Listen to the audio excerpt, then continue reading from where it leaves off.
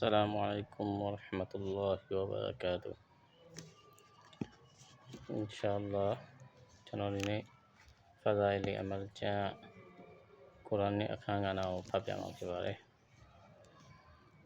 اللهم ألهمنا مراشد أمورنا وأعذنا من شرور أنفسنا ومن سيئات أعمالنا فضائل عمل جاء مكباري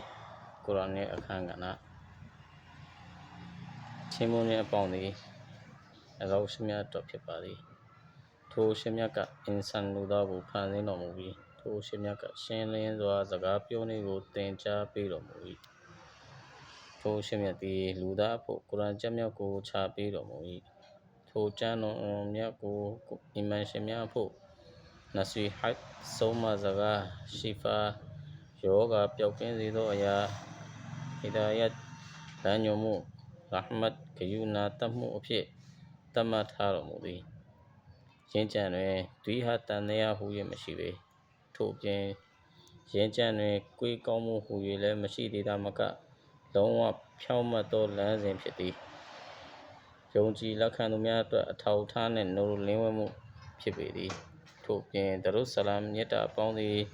ထိုအကောင်းဆုံးဖန်ဆင်းခံတို့မှအကောင်းဆုံးဖြစ်တော်မူသောရဆူလလာဆလ္လာလာဟူအလိုင်းဝါဆလမ်ကိုတော်ပေါ်ခါညောင်းပါစေအာမင်ရှင်ကျမ်းတော်မြတ်၏နူရ်သည်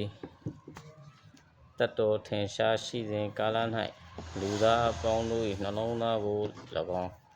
ကွယ်လွန်ပြီးနောက်တွင်ကဘာများကို၎င်းလင်းဝဲစေတော်မူခဲ့ပါသည်ထိုတမန်တော်၏ပွင့်လာခြင်းသည်စัจ java လာအားလုံးစัจ java လာအာလမ်အပေါင်းအတွက်ရာမတ်ဖြစ်ပေသည်ဟီဒါယတ်၏ကျေတာများဖြစ်ကြသောရဆူလလာဆလ္လာလာဟူအလိုင်းဝါဆလမ်ကိုတော်၏အဆွတ်တော်များနှင့်သားသမီးများပေါ်ဆလမ်မြတ်တာအပေါင်းခါညောင်းပါစေအာမင်ကျမ်းတော်မြတ်ကုရ်အာန်ဖြန့်ချီကြကုန်သောပုဂ္ဂိုလ်များအပေါ်၌၎င်းအီမန်ယုံကြည်မှုနှင့်တကွနောက်လိုက်ပြုကြသောမုအ္မင်များအပေါ်၌၎င်းဆလမ်မြတ်တာကြားရောက်ပါစေရဆူလလာဆလ္လာလာအလ္လာဟ်ဆုဘဟာနဟူဝါတအာလာချီးမွမ်းထောပနာပြုခြင်းနှင့်ရဆူလလာဆလ္လာလာဟူအလိုင်းဝါဆလမ်အပေါ်သို့ဆလာဝတ်ဆလမ်ပို့သခြင်းတို့ကိုပြုလုပ်ပြီးနောက်အလ္လာဟ်ရှင်မြတ်၏ရာမတ်တော်ကိုလိုလားတတ်မှတ်သူယာဟယာအစ်ဘနီအစ္စမာအီလ်၏သားကျမ်းပြုစုသူကျွန်ုပ်ဇကရီယာကအစီရင်ခံအပ်ပါသည်ဤကျမ်းသည်ကုရ်အာန်ကျမ်းမြတ်၏ထူးမြတ်မှုများနှင့်ဆက်လင်း၍ရန်အနည်းငယ်တွင်ဟာဒီစ်ပေါင်း40ကိုစုဆောင်းထားသောကျမ်းငယ်တစ်စောင်ဖြစ်ပါသည်ကျွန်ုပ်သည်ဤကျမ်းငယ်ကိုထိုပုဂ္ဂိုလ်မှုများ၏ညွှန်ကြားချက်အရရေးသားခြင်းဖြစ်ပါသည်ယင်းပုဂ္ဂိုလ်မှုများ၏အရေးအမွတ်သည်ပင်ကျွန်ုပ်ဖို့အမိန့်ပေးခြင်းခံရခြင်းဖြစ်သည်ယင်းအမိန့်ကိုနာခံခြင်းမှာအလ္လာဟ်ရှင်မြတ်ကမမျှော်လင့်မဲ့မဆချီးမြှင့်တော်မူသောကျေးဇူးတော်ပင်ဖြစ်ပေသည်အလ္လာဟ်ဆုဘဟာနဟူဝါတအာလာ၏တည်ကြသည့်ဆုလတ်တော်များကိုအစဉ်အလာအဖြစ်ရရှိနေသောအိန္ဒိယနိုင်ငံဆာရန်ပူရှိသာသနာတက္ကသိုလ်ကျောင်းတော်ကြီးတွင်နှစ်ပတ်လည်ပွဲနှင့်အခမ်းအနားကျင်းပသည့်အခါတိုင်းထိုအခမ်းအနားသို့ပညာရှင်အကျော်မော်တို့ထက်အရေးသွေးပြည့်စွမ်းကာနှလုံးသားကိုဆွဲကင်လှုပ်ရှားနိုင်သည့်သူတော်မွန်သူတော်ကောင်းများကြွားချီလာရေးအတွက်အထူးစီမံကြပါသည်ထိုအခမ်းအနားသို့ဟူဂျတ်တုလ်အစ္စလာမ်ဟာဒရတ်မောလနာကာဆင်နာနူတဝီရာဟမတုလာအလိုင်တခင်နှင့်ကုတ်ဘူလ်အစ္စရရှာဒ်ဟာဇရတ်အက်ဒတ်မောလနာရရှိဒ်အာမတ်ဂန်ဂူဟီတို့ကြွားချီလာခြင်းကြောင့်ရောက်ရှိနေသောပရိသတ်၏နှလုံးသားများပွင့်လင်းရသည့်ခေတ်တမယမှာဝေးကွာသွားပြီဖြစ်တော်လဲယနေ့တိုင်မမေ့နိုင်သေးပဲမျက်စိထဲဝဲတရေရေးဖြင့်မြင်အောင်လျက်ရှိနေပါသည်အစ္စလာမ်ကိုစံသစ်ထွန်းလင်းတောက်ပစေသည့်ဟီဒါယတ်မီးရှုတစ်စောင်များဖြစ်သောထိုမဟာပညာရှင်များ၏တပည့်ကျွန်များဖြစ်ကြသည့်ရှိုက်ကုလ်ဟင်းရာဟမတုလာအလိုင်တခင်ဟဇရတ်ရှာအဗ်ဒူရဟီမ်ရာဟမတုလာအလိုင်ဟဇရတ်မောလနာခလီလ်အာမတ်ရာဟမတုလာအလိုင်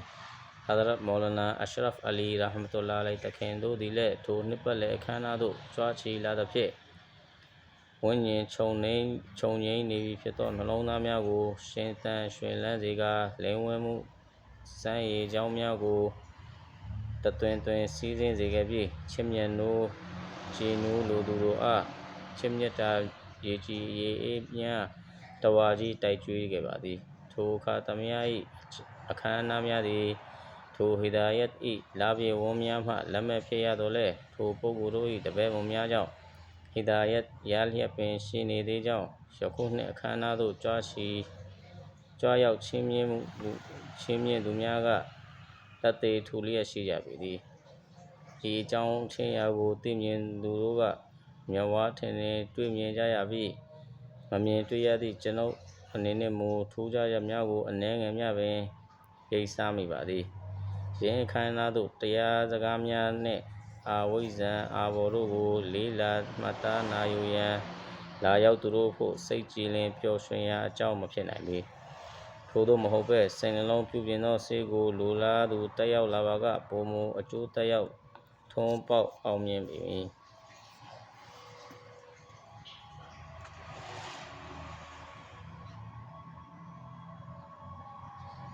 فلله الحمد والمن ဤအစဉ်လာရဟီဂျရီတက္ကရာ1348ခုနှစ်ဇီလ်ကိုင်ဒါလ29ရက်နေ့ကကျင်းပခဲ့သောအခမ်းအနားသို့ဟာဇရတ်ရှားဟာဗစ်မိုဟမ္မဒ်ယာဆင်ရာဟမတုလ္လာအလိုင်သခင်ကြီးကြွချီလာသည်ကျွန်ုပ်အပေါ်သို့ရွာသွန်းပေးခဲ့သည့်ကျင်နာယူရမှုများအတွက်မည်သို့မျှကျေးဇူးဆက်နိုင်သောမရှိပါသခင်ကြီးသည်ဟာဇရတ်ဂန်ဂူဟီရာဟမတုလ္လာအလိုင်သခင်၏တပည့်ရင်းခလီဖာတစ်ပါးလည်းဖြစ်ကြောင်းယင်းသခင်ကြီး၏ထူးခြားသည့်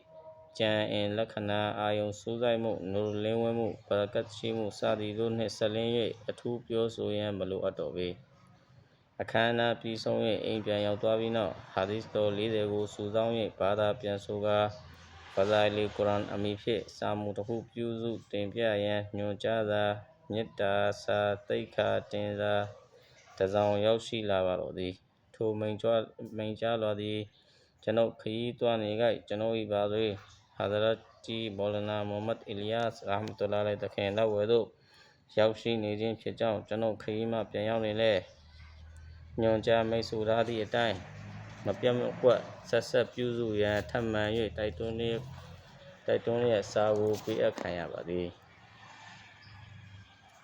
ကျွန်ုပ်အနေနဲ့ပခုံးလွှဲမည်ဆိုပါကကျွန်ုပ်၏မွေးဖခင်ကျေးဇူးရှင်၏မေတ္တာလွှမ်းခြုံထားသည့်ပါသွေး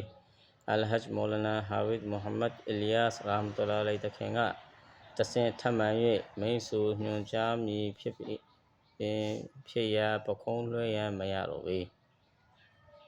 ထို့ပြင်ကျွန်ုပ်အနေနဲ့မိမိပညာမပြည့်စုံမှုကိုအကြောင်းပြု၍ငြင်းဆိုရန်အခွင့်အလမ်းမရှိတော့လဲလက်ရှိပြုစုဖွင့်ဆိုနေသောရှရဟ်မူ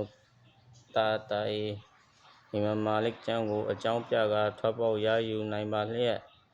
ထိုကဲ့သို့သောမိတ်ဆိုညွှန်ကြားချက်များကိုထိပ်ပန်ဆင်ရမည်ဖြစ်သောကြောင့်ပြုစုဆဲကျမ်းကိုခေတ္တဆိုင်းငံ့ထားပြီးဆရာသခင်ကြီးဆန္ဒကိုဖြည့်ဆည်းရေးအတွက်ဤကျမ်းငယ်ကိုရေးသားတင်အပ်ပါသည်ကျွန်ုပ်အနေနဲ့မိုင်မဲစွာပြုလုပ်ကျူးလွန်မိခဲ့သောပြစ်မှုဂုဏများမှလွန်ငြိမ်းချမ်းသာပွဲရရှိရေးအတွက်ဆုတောင်းသူအားပြုပေးကြပါရန်ပန်ကြားအပ်ပါသည်ဤကျမ်းငယ်ကိုကီယာမတ်နေ့တွင်ရဆူလလာဆလ္လာလဟ်အလိုင်းဝါဆလမ်ကိုရော၏အောက်ဖော်ပြပါဟာဒီစ်တော်၌လာရှိသောအုပ်စုနှင့်အတူရှင်ပြန်ထားမည်ဟုမျှော်လင့်သောအဖြစ်ဟာဒီစ်တော်40ကိုစုဆောင်းခြင်းဖြစ်ပါသည်ယင်းဟာဒီစ်တော်မှာမည်သူမဆိုရဆူလလာဆလ္လာလဟ်အလိုင်းဝါဆလမ်ကိုရော၏အွမ်မတ်သားများအကျိုးအတွက်ဟာဒီစ်တော်40ကိုစောင့်ထိန်မှတ်သားခဲ့သည်ရှိသောအရှင်မြတ်သည်ထိုသူအားကီယာမတ်နေ့တွင်ပညာရှင်အဖြစ်ရှင်ပြန်ထားစေတော်မူမည်ထို့ပြင်ငါကိုရောမြတ်သည်ထိုသူအားဂျာဝင်တနာခံပေးတော်မူမည်အပြင်ယင်းသူဖို့တတ်သေးလည်းခံတော်မူမည်အလ်ကမီရာဟမတုလ္လာအလိုင်သခင်ကမှတ်သားဆောင်ထိန်ခြင်းဟူသည့်တစ်စုံတစ်ရာကိုထိန်းသိမ်းခြင်းနှင့်မပြောက်ပြတ်အောင်စောင့်ရှောက်ခြင်းကိုဆိုလိုသည်ထိန်းသိမ်းခြင်းမှာအာဝန်ဆောင်သည်ဖြစ်စေရေးမှတ်သည်ဖြစ်စေအကယ်၍တစ်စုံတစ်ယောက်သောသူသည်မမှတ်သားနိုင်သည့်တိုင်အောင်စာအုပ်တွင်ရေးမှတ်ပြီး ယင်းမှတဆင့်သူတစ်ပါးထံသို့ပို့ချပေးခဲ့နေလဲယင်းဟာဒီစ်တော်၏တရင်ကောင်းတွင်အကျုံးဝင်မည်ဖြစ်ကြောင်းအမိန့်ရှိခဲ့၏မုနာဝီရာဟမတုလာလိတခင်ကငါကိုရောမြတ်၏ဥမ္မတများအကျိုးအတွက်မှတ်သားဆောင်ထိန်ခြင်း၏အလိုတော်မှာတဆင့်ပြောကြားသောပုဂ္ဂိုလ်များ၏စနတ်အစဉ်အဆက်နှင့်တကွပို့ဆောင်ခြင်းပင်ဖြစ်ကြောင်းအမိန့်ရှိ၏အချို့ကလည်းနှုတ်တက်ရသည်ဖြစ်စေမရသည်ဖြစ်စေအဓိပ္ပာယ်နားလည်သည်ဖြစ်စေမနားလည်သည်ဖြစ်စေမွတ်စလင်များထံအရောက်ပို့ခြင်းသာဖြစ်သည်ဟုအမိန့်ရှိကြ၏အလားတူပင်ဟာဒီစ်တော်40ဟူသည်ဆွဟီဟာဆန်နှင့်ဖဇီလတ်နှင့်ဆက်လင်းသောဇအီဖ်စသည်များအားလုံးအကျုံးဝင်သည်အလ္လာဟူအက္ဘာအစ္စလမ်၌အဘယ်မျှလွယ်ကူများရှိ၍အားသင်စရာမှာအဘယ်မျှအနုစိတ်ထုံးလုံးတင်ပြထားကြသနည်းအရှင်မြတ်သည်ကျွန်ုပ်နှင့်အသင်တို့အားပြေးဝသောအစ္စလမ်သာသနာကိုချီးမြှင့်တော်မူပါစေအာမင်ဒီနေရာတွင်အရေးကြီးသောအချက်ကိုသတိပေးလိုသည်မှာဟာဒီစ်တော်များကိုမစ်ကတ်တန်ကီဟူရူဝတ်မီလကတ်ရှဟရီအဟယာတရဂိဘ်ကျမ်းများမှကိုးကားထား၍အခြားကျမ်းမှဖော်ပြသည်ရှိသောကျမ်းကိုရေးသားထားပေသည်လူရင်းကိုမရေးမီကုရ်အာန်ကျမ်းများကိုရွတ်ဖတ်ရ၌ယူသည်လိုက်နာစောင့်စည်းအပ်သောစည်းကမ်းများကိုရေးသားတင်ပြရန်လိုအပ်သည်ဟုယူဆမိပါသည်အကြောင်းတော်ကစည်းကမ်းယူသည်မှုကင်းမဲ့သောသူသည်အရှင်မြတ်၏ကျေးဇူးတော်မှအပယ်ခံရသူဖြစ်သည်ဟုဆိုရိုးစကားရှိသောကြောင့်ဖြစ်သည်စည်းကမ်းယူသည်မှုကိုအချုပ်အားဖြင့်ဆိုရသောကုရ်အာန်ကျမ်းမြတ်သည်ကိုးကွယ်ရာအရှင်၏ကလမ်တော်ဖြစ်သည်အချစ်တော်အရှင်မြတ်၏ညွှန်ကြားချက်များ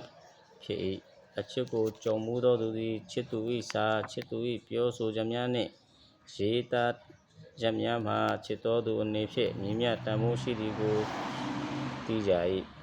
အချစ်ကိုမြင့်မြတ်ဆွဲမှတ်၍မြင့်မြတ်ဆွဲမှတ်ရန်ထိုက်သည်ဆိုသောယင်းနှင့်ဆက်လင်း၍ဥပဒေစည်းကမ်းသတ်မှတ်ရန်ပင်မလိုပေကြပြတစ်ပိုက်အချစ်သည်ပင်လင်အသင်အားချစ်ချင်း၏စည်းကမ်းကိုသင်ပေးလိမ့်မည်ဤမည်သောအချိန်မျိုး၌အရှင်မြတ်၏စစ်မှန်သောလှပတင့်တယ်မှုနှင့်အဆုံးမရှိသောဆုလတ်များကိုစိတ်ကူးထဲ၌မြင်တတ်လျင်အချစ်လှိုင်းရမှထလာ၍ချစ်ချင်းသည်ပို၍ပင်ဆွဲမှတ်သွားပေမည်ထို့ပြင်ကုရ်အာန်ကျမ်းမြတ်မှာတရားစီရင်သူအပေါင်းတို့ထက်အကောင်းဆုံးတရားစီရင်တော်မူသောအရှင်မြတ်၏ကလမ်တော်ဖြစ်သည်ဘုရင်တကဘုရင်၏မိန့်ကြားချက်လည်းဖြစ်သည်ညီသူမြတ်မတူပနိုင်မရှင်နိုင်သောကြီးမြင့်လွှမ်းမိုးတော်မူသောအရှင်မြတ်၏ဥပဒေစည်းကမ်းလည်းဖြစ်သည်ဘုရင်ညီလာခံများကိုတက်ရောက်ဖူးသူများသည်ဘုရင်အမိန့်လွှာကိုတဝန်လာများသည်ဘုရင်အမိန့်လွှာများတဝန်လာများသည်အရှိန်အဝါမြင့်ပြင်းထန်သည်ကိုအတွေ့အကြုံဖြင့်သိရှိနိုင်ကြပေသည်မရောက်ဖူးသောသူများသည်ပင်ခံမှန်းနိုင်ကြပေသည်အရှင်မြတ်၏ကလမ်တော်များမှာချစ်သူ၏စကားလည်းဖြစ်သည်တရားစီရင်တော်မူသောအရှင်မြတ်၏ကလမ်တော်လည်းဖြစ်သောကြောင့်ရိုသေကိုင်းဆိုင်မှုနှမျိုးစလုံးကိုထောက်ထားကျင့်သုံးရန်လိုအပ်ပေသည်အကရာမဟာမတုလာလိတခင်သည်ကုရ်အာန်ကျမ်းမြတ်ကိုရွတ်ဖတ်ရန်ဖွင့်သောအခါသတိလျက်လဲသွားလေးရှိခဲ့၏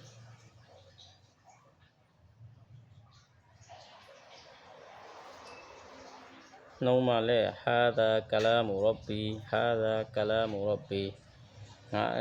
ငါသည်ငါ၏အရှင်သခင်၏ကလမ်တော်ဖြစ်သည်ဤသည်ငါအရှင်၏ကလမ်တော်ဖြစ်သည်ဟူ၍ရေးလေးရှိခဲ့သည်ဤသည်သူတော်စင်များကကုရ်အာန်ကျမ်းမြတ်ကိုရွတ်ဖတ်ရ၌ထောက်ထားရန်ရေးသားခဲ့သောရိုသေမှုစည်းကမ်းအတူချုပ်ဖြစ်ပြီးထိုသူတော်စင်များအတိပေးဖော်ပြခဲ့သည်များကိုအကျဉ်းချုံး၍တင်ပြခြင်းဖြစ်ပေသည်ယင်းတို့ကိုစာရှုသူများရှေ့တွင်အနည်းငယ်ရှင်းလင်းတင်ပြပေဦးမည်ယင်းစနစ်များ၏အချုပ်သဘောမှာအောက်ပါအတိုင်းဖြစ်၏ဘန္နာသည်အစေခံသို့မဟုတ်ကြီးစားအဖြစ်မဟုတ်ဘဲဘန္နာပီပီအရှင်သခင်ကျေးဇူးတော်အရှင်သခင်ကျေးဇူးတော်အရှင်၏ကလမ်တော်ကိုရွတ်ဖတ်ရမည်ဆူဖီသခင်များကညီသူမဆိုမိမိကိုယ်တိုင်ကုရ်အာန်ကျမ်းမြတ်ရွတ်ဖတ်ရာတွင်ထောက်ထားအပ်သောစည်းကမ်းရိုသေမှုများကိုပြည့်စုံအောင်ကျင့်သုံးနိုင်သူ မဟုတ်ဟုယူဆနေသမျှအရှင်မြတ်နှင့်နီးစပ်စေသောကြောင့်အစဉ်တန်းများတိုးနေပေမည်မိမိကိုယ်ကိုအထင်ကြီးနေသောသူသည်တိုးတက်မှုနှင့်ကင်းဝေးလျက်ရှိမည်ဖြစ်သည်ဟုရေးသားခဲ့ပေသည်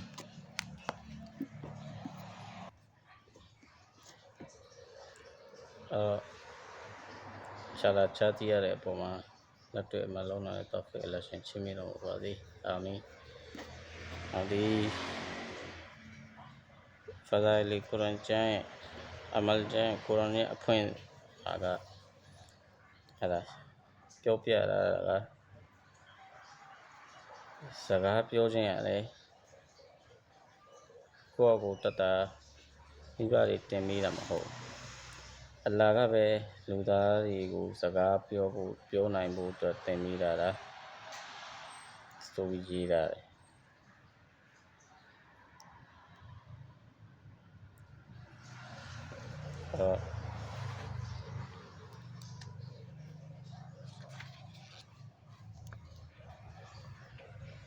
ကုရ်အာန်နဲ့ပတ်သက်ပြီးလည်းဘယ်လိုထုံးမြတ်မှုတွေရှိတယ်ဆိုပြီးဒီထက်မှာကျမ်းပြုစုသူကရေးထားသလိုဟာဒီသ်တော်40ကိုအားကုန်ဆောင်ထားရင်ကျမ်းမှတ်ထားမယ်ဘယ်တော့မှမမေ့ဘူးဆိုရင်ကီယာမတ်နေ့မှာပညာရှင်အဖြစ်နဲ့ပြန်ပြီးအလ္လာဟ်ကရှင်းပြန်ထားစေတော်မူမယ်တဲ့ကိုရောမြတ်တမန်တော်မြတ်ဆလ္လာလဟ်အလိုင်းဝါဆလမ်ကိုရောကလည်းအဲ့ဒီသူကဒီဟာဒီသ်တော်40ကိုအားကုန်ဆောင်လာတဲ့လူကအပြစ်ကုနာတွေရှိနေမယ်ဂျန်နတ်ထဲကိုဝင်ဖို့အခက်အခဲတွေရှိနေမယ်ဆိုရင်လည်းကိုရောကဝင်ပြီးတော့အတနာခံမိမယ်တဲ့တချို့ပညာရှင်တွေကနှုတ်တက်ရသည်ဖြစ်စေအလွတ်ရသည်ဖြစ်စေမရဘူးဖြစ်စေပေါ့နော်အတိတ်ပဲနားတယ်ဖြစ်စေမနားတယ်ဖြစ်စေမွတ်စလင်တွေရဲ့အပေါ်ကိုတစ်ဆင့်ပြန်ပြီးတော့ပို့ချပေးတဲ့သူတွေဒီထဲမှာအကျုံးဝင်အင်ရှာလာကျွန်တော်တို့ဒီမှာကိုလုံးလာတဲ့ topic ကလည်းရှင်းပြပေးတင်တော်ပါစေအာမင်ဝါအခီရူဒါဝါနာအလ်ဟမ်ဒူလ سبحان الله وبحمده سبحانك اللهم وبحمدك أشهد أن لا إله إلا أنت أستغفرك وأتوب إليك